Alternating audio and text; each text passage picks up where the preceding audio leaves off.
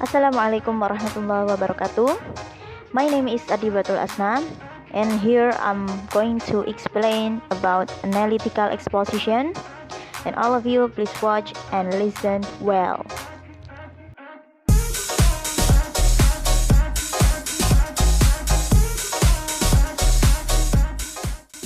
Okay, the first one is analytical exposition is a type of writing that aims to persuade readers or listeners to accept a particular point of view, and it presents the arguments and evidence to support a specific stance of a topic. And typically, it consists of an introduction, thesis, statement, or arguments, and a conclusion also. And the language is used for formal and objective, also focusing on presenting a clear and coherent analysis of the topic. And it was commonly found in essays or opinion piece or academic writing where the author aims to convince the reader of a specific stance or perspective.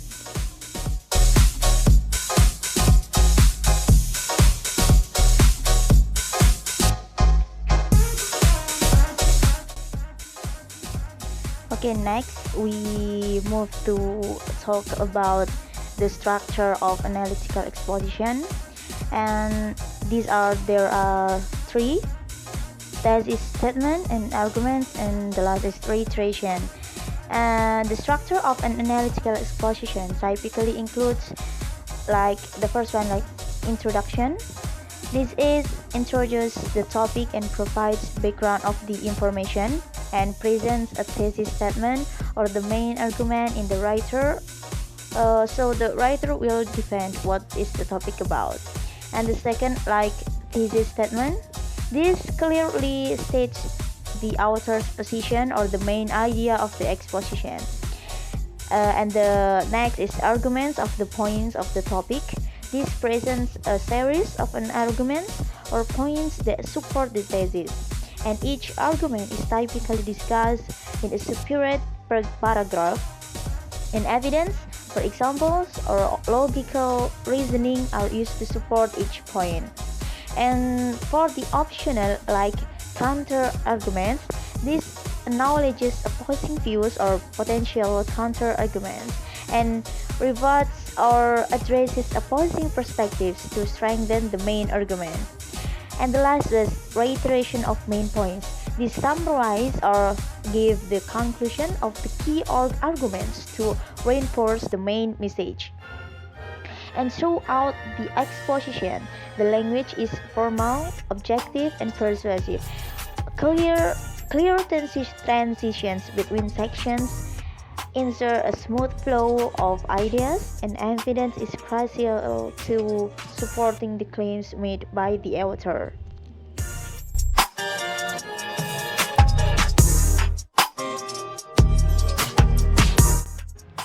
And next, we are talking about the use of analytical exposition, and it was commonly used for persuasive purposes, and it serves to present a specific viewpoint on a particular topic and persuade the audience to accept or agree with the author's perspective.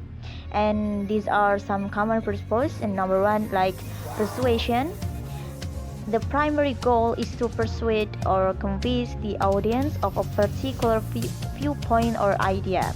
And the second, for debates, these analytical expositions are often employed in debates where participants present and defend their arguments on a given topic.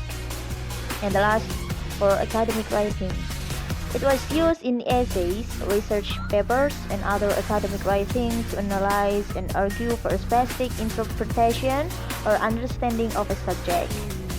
So, by employing logical reasoning, evidence in a structured format, analytical exposition is a powerful tool for influencing and shaping the opinions and beliefs of the audience.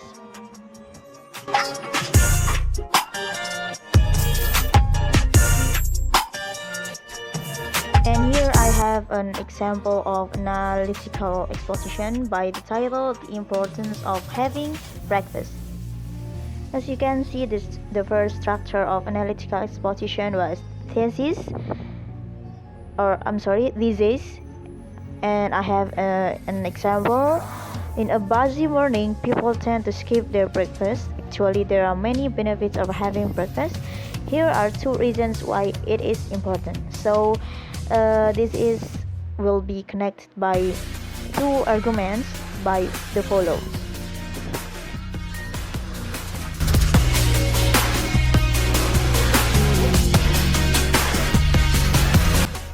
And the second structure was the argument, and here I have two arguments. The first one is having breakfast helps us feel more focused for the coming day. When we study at the school and didn't have breakfast before, we will more likely to not focus during the lesson. And there's nothing worse than being constantly aware that you are hungry and counting the minutes until lunchtime. Having breakfast in the morning not only fuels us until lunchtime, but actually gives our brains the essential energy to function and focus better on tasks so we can concentrate more.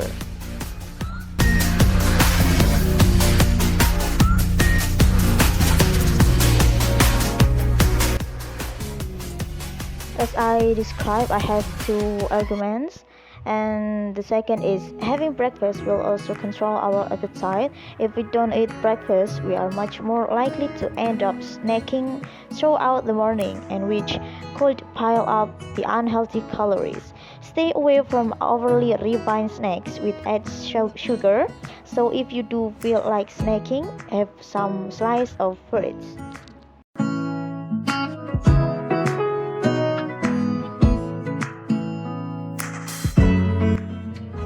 And the last structure is reiteration, or like conclusion for argument.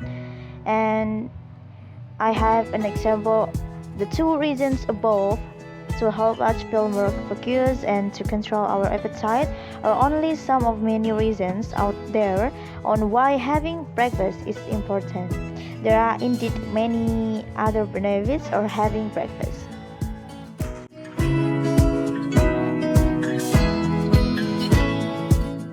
And that's all from what I explained today about analytical exposition.